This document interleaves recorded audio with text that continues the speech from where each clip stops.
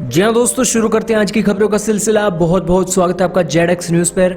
जल्दी से वीडियो को दबाकर शेयर कर दीजिए। शुरू करते हैं आज की इस वीडियो को। जी हाँ दोस्तों, सबसे बड़ी खबर निकल कर आ रही है G4 के देशों से। जी हाँ दोस्तों, G4 के देशों ने आज कहा है कि हम United nation of security council के रिफॉर्म को लेकर आज भारत के साथ खड़े हैं। जी हाँ दोस्तों, जो United nation of general assembly का सेशन चल रहा है, उस सेशन के चलने के साथ साथ जो वर्चुअल मीटिंग भी चली थी, और ये वर्चुअल मीटिंग चली थी G4 के देशों के बीच में। G4 के देश कौन कौन से हैं? भारत, जर्मनी, जापान और इसी के साथ ही ब्राजील।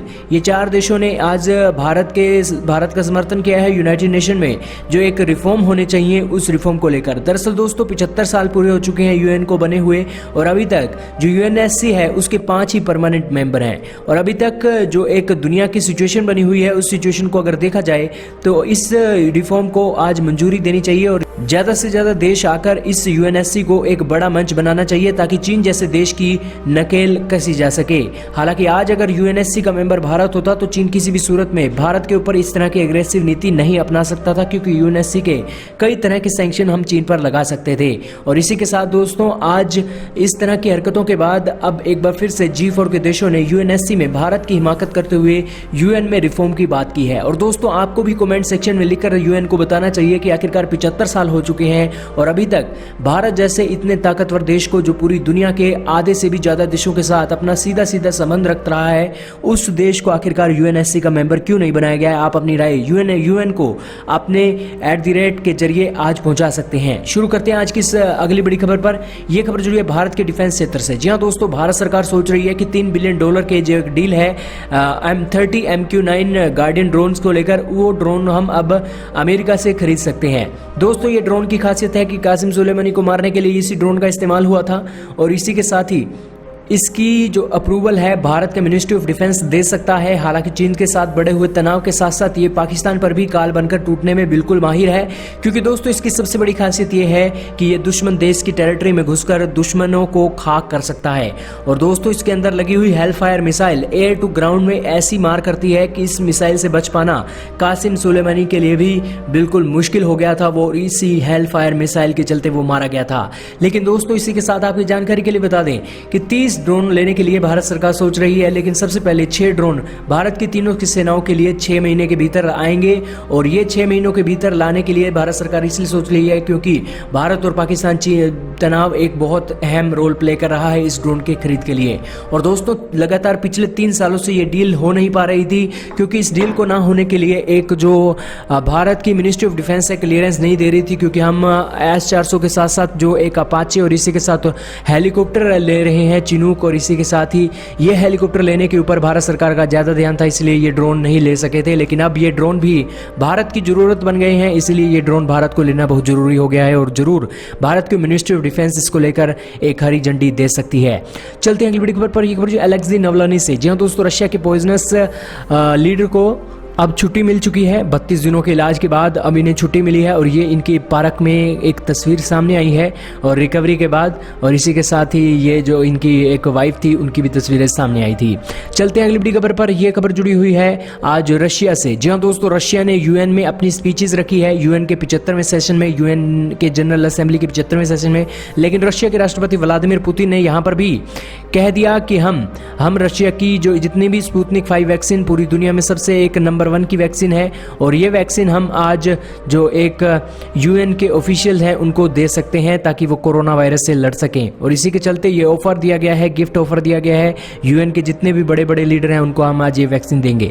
चलते हैं अगली बड़ी खबर पर। यह खबर रशिया और ईरान के बीच में। जी हाँ दोस्तों, यूएस सैंक्शन लगने के बाद ईरान के साथ रशिया एक बार फिर से रिश्ते बेहतर करने की ओर सोच रहा है। रशिया सोच रहा है कि क्यों ना उसके हथियार ईरान को दिए जाएं, और इसी के एवज में ईरान के साथ जो मार्केट है, रशिया और ईरान की मार्केट है, उसको एक और बढ़ावा दिया जा सके। हालांकि रशिया और ईरान के रिश्ते बहुत पुराने हैं, और इसी के चलते अगर ये डील होती है और अगर ईरान भी रशिया के वेपन लेने के लिए तैयार है, तो ईरान आज मिडिल ईस्ट में इजराइल और बहरीन और इसी के साथ ही यूएई और सऊदी अरब के लिए खतरा बन सकता है, क्योंकि रशिया के हथियार मिडिल ईस्ट में जंग को छेड़ सकते हैं। और इसी के साथ दोस्तों, ये खबर आज चेतावनी है अमेरिका के सैंक्शन को, और रशिया ने कहा है है कि हम अमेरिकी सैंक्शन का डर महसूस नहीं करते हैं, और पूरी दुनिया में अमेरिकी सैंक्शन से अगर कोई देश नहीं डरता है तो वो रशिया ही है। और इसी के चलते जिस तरह से इजराइल और यूएई और इसी के साथ बहरीन एक साथ आए हैं, तो उसी के चलते रशिया कह रहा है कि हम अपने हथियार ईरान को देने के लिए पूरे तरीके से तैयार हैं। चलते हैं अगली बड़ी खबर पर। यह खबर जो चाइना से। जी हाँ दोस्तों, चाइना ने 380 इंटरनमेंट कैंप बनाए हैं शिनजियांग के अंदर, और शिनजियांग के इन 380 कैंपों में ही जो एक नंबर है 10 लाख से भी ज्यादा लोगों का एक कास्ट्रेटेड किया जाता है। इसी के साथ ही उनके ऊपर अत्याचार किए जाते हैं, इसी 380 कैंप में किया जाते हैं। ये आंकड़े हैं और ये लाल लाल फिगर जो आप देख रहे हैं ये कैंपों की संख्या है। ये दोस्तों ये एक सैटेलाइट की तस्वीरें हैं। ये देखिए बिल्कुल एक ही तरह की बिल्डिंगें बनी हुई हैं और ये एक ही तरह की बिल्डिंगें दिखाती हैं, और ये 4 दीवारी जो दिखा रखी है ये साफ दिखा रही है कि चाइना यहाँ पर शिनजियांग के कैंपों में किस तरह से अत्याचार उइगर मुसलमानों के लिए कर रहा है। लेकिन फिर भी तुर्की और पाकिस्तान आज इस मामले में पूरी तरीके से चुप हैं। और दोस्तों ये इंटरनेट आज सैटेलाइट से ली गई हैं, ये साफ दिखा रही हैं कि आज किस तरीके से जघन्य अपराध चाइना शिनजियांग पर कर रहा है। चलते हैं दोस्तों अगली बड़ी खबर पर। ये हो सऊदी अरब से। जी हाँ दोस्तों, जैसा कि आप जानते हैं कि रशिया और ईरान के बीच अब गठजोड़ बन रहा है, क्योंकि सऊदी के साथ साथ यूएई इजराइल के बीच में डील हुई है, और इसी के चलते सऊदी किंग ने कहा है कि ईरान के एक्सपेंशनिज्म थ्योरी पर रोक लगनी चाहिए। और उन्होंने यूएन की जनरल असेंबली में कहा कि किसी भी सूरत में ईरान को एक हथियार लेने से रोकना चाहिए, क्योंकि उन्होंने 2015 की न्यूक्लियर डील को तोड़ा है। इसी के साथ ही अब एक्सट्रीमिज्म पर आज ईरान चलने लग रहा है। ईरान आज किसी भी देश से डरता नहीं है, और इसीलिए आज एक वेपन देने का काम जो ईरान को दुनिया के देश कर रहे हैं। और इसी के साथ ही हुती विद्रोहियों का जो हादसा अभी सऊदी अरब में हुआ है, उसके चलते भी सऊदी के प्रिंस ने ईरान के खिलाफ ही आरोप लगाते हुए ईरान को सैंक्शंस की मांग यूएन में कर दी है। जी हाँ दोस्तों, चलते हैं अगली बड़ी खबर पर। यह खबर जो चाइना से। जी हाँ दोस्तों, चाइना ने एक और नया रिचेस्ट पर्सन बना दिया है, और ये इस रिचेस्ट पर्सन ने जैक मा को पीछे छोड़ दिया है, और इसका नाम है लोन वोल्फ, और जोंग शाशान नाम की इसकी कंपनी है, और इसने $52 बिलियन कमा लिए हैं 2020 में। आखिरकार इसने इतनी ज्यादा कमाई कैसे कर ली 2020 में? तो आपकी जानकारी के लिए बता दें कि इस व्यक्ति की जो एक फैक्ट्री है इसकी सिर्फ और सिर्फ एक बोतल की, पानी की बोतल की एक इसकी फैक्ट्री है। लेकिन आज इसकी इतनी दादागिरी चल रही है चाइना में कि ये इसने जैक मा को भी पीछे छोड़ दिया है।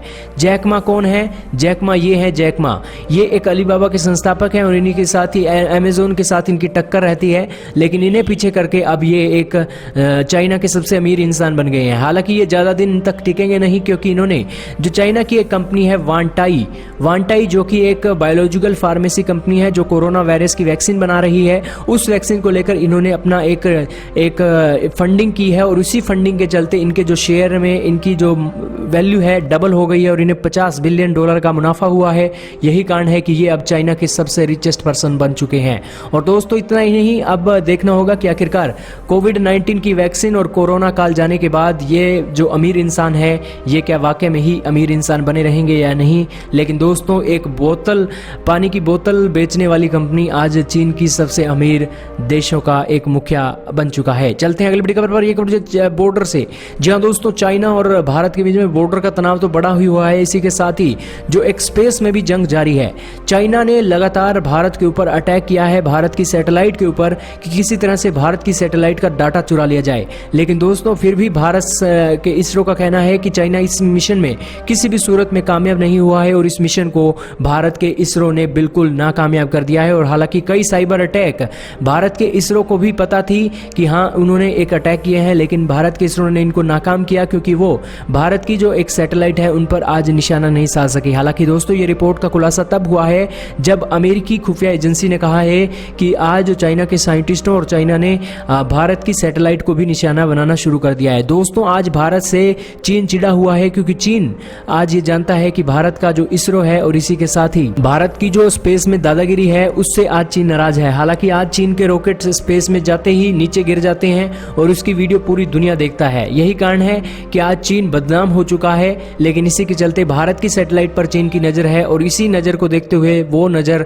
भारत की सैटेलाइट पर भेद नहीं सकी, और ये एक फेल्ड मिशन था चाइना का, और इसमें भी चीन की बदनामी ही हुई है। वहीं दोस्तों इसी सैटेलाइट के ऊपर साइबर अटैक के मामले में चीन गिरता हुआ दिखाई दे रहा है, तो इसी के चलते अमेरिका ने भी भारत का समर्थन किया है और चीन के ऊपर एक बार फिर से आरोप लगाते हुए चीन का खंडन किया है। हालांकि भारत के इसरो ने भी कहा है कि 2012 से 2018 तक मल्टीपल साइबर अटैक चीन लगातार करता आया है। हालांकि अमेरिका ने तो 2019 की बात कही है है, लेकिन ये हादसे लगातार 2012 से ही जारी हैं। और इसी के चलते एंटी सैटेलाइट जो एक मिसाइल का टेस्ट भारत ने किया था, इसी की मिसाइल के टेस्ट के लेकर भी सैटेलाइट के ऊपर अटैक किए गए थे। लेकिन दोस्तों, ये चीन देखना चाहता है कि आखिरकार भारत की एंटी सैटेलाइट मिसाइल कितनी ताकतवर है, इसी के चलते वो साइबर अटैक कर रहा था। लेकिन दोस्तों, चीन की हर हरकत का जवाब आज भारत की इसरो के पास है। चलते हैं अगली बड़ी खबर पर। यह खबर जो जम्मू एंड कश्मीर से 2000 पोस्टों के लिए, सरकारी पोस्टों के लिए अब कश्मीरी पंडितों के एक रिजर्वेशन रखी गई है और 2000 पोस्टों के लिए अब कश्मीरी पंडित भी अप्लाई कर सकेंगे वैली के लिए। और दोस्तों, ये एक बहुत अच्छी पहल है रीएलोकेशन के लिए, क्योंकि इस 2000 पोस्टों में जो कश्मीरी पंडित जम्मू एंड कश्मीर में जाएंगे वो अब वापस से विस्थापित जम्मू एंड कश्मीर में हो रहे हैं पाकिस्तान से। जी हाँ दोस्तों, 1200 से भी ज्यादा जो एक पाकिस्तान के बच्चे हैं रोजाना स्मोकिंग कर रहे हैं। और ये बातें हम नहीं बोल रहे हैं, ये आर्टिकल इसका बयान कर रहा है, चाहे पाकिस्तान का ही आर्टिकल है। पाकिस्तान के आर्टिकल द ट्रिब्यून का कहना है कि 1200 से भी ज्यादा बच्चे रोजाना नए एक बीड़ी पीने और इसी के साथ सिगरेट पीने की आदतों में मशगूल होते जा रहे हैं। और इसी में सबसे गरीब जनता जो पाकिस्तान की है वो इसमें ज्यादा डूब रही है। चलते हैं अगली खबर पर। यह खबर जो है अलेक्सी नावल्नी केस को लेकर, फ्रांस और इसी के साथ रशिया से जुड़े हुए मामले को लेकर। दोस्तों, फ्रांस ने आरोप लगाया है कि पुतिन आज फ्रांस के सामने एक ये बात नहीं रख सके हैं कि आखिरकार उन्होंने नावल्नी के पॉइजन के मामले में आखिरकार कौन दोषी है। तो इसी के चलते अभी हाल ही में पिछले हफ्ते पुतिन के साथ जो फ्रांस के राष्ट्रपति हैं इमैनुअल मैक्रोन की बात हुई थी और उन्होंने कहा था, व्लादिमीर पुतिन ने कहा था कि जो एक बातचीत हुई है उस बातचीत में उन्होंने कहा कि जो नावल्नी को एक पॉइजन दिया गया है वो पॉइजन किसी और ने नहीं दिया है, बल्कि नावल्नी ने खुद ब खुद अपने ऊपर लिया है ताकि वो रशिया और जर्मनी और यूरोप के रिश्ते खट्टे करवा सके। और ये अमेरिका और बाहरी ताकतों की ही एक कदम है और इसी के चलते रशिया के साथ, रशिया के ऊपर माहौल बिगाड़ने का काम पूरी दुनिया कर रही है। लेकिन दोस्तों, आपको क्या लगता है? हालांकि फ्रांस ने तो इसी तरह की इंटेलिजेंस और इस तरह की बातों से साफ इनकार कर दिया है।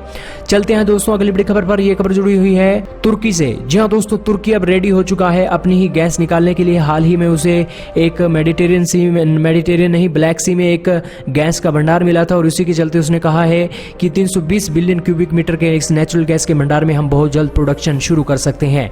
चलते हैं अगली बड़ी खबर पर। यह खबर जो है नेपाल से। जी हाँ दोस्तों, नेपाल में चाइना ने जो नेपाल के ऊपर कब्जा किया है, उसी कब्जे को लेकर बड़ी खबर आई है। चाइना ने जिस तरह का कब्जा किया है, नेपाल के लोग उससे भड़क गए हैं और इसी के साथ ही प्रोटेस्ट नेपाल में होने लग रहे हैं और उसी की ही तस्वीरें ये सामने आई थी।